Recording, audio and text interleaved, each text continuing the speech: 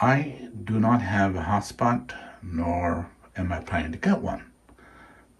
A good quality hotspot is probably the price of many of the radios. And I found I really don't need it, because if I'm going to do DSTAR or DMR, it'll be on base.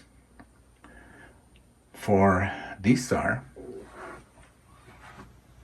I have the ICOM 705 going terminal mode, and for the ID52 Plus, I'm using the RMS, or RSMS3I, I believe it is.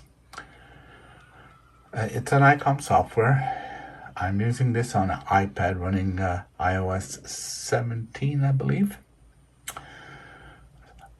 And never had no issues with it. It works great.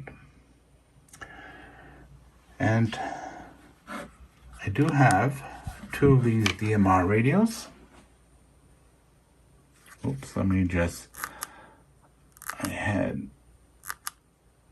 just gotta find what I was looking for. There you go. So, I'm on DSTAR on XLX197B. And I have another radio in the living room set to the same thing. And in this case, I'm using a local repeater. I believe it's VE6DRO on 146, 150 or something like that. Forget now. And let me just do a test. VE6IV. Oh.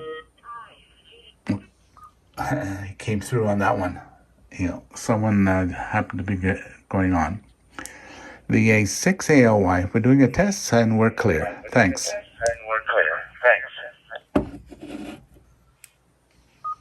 Here, I had to do it real quick. Don't want to cause any interference with anyone else. So, there you go. That's why I don't have hotspot.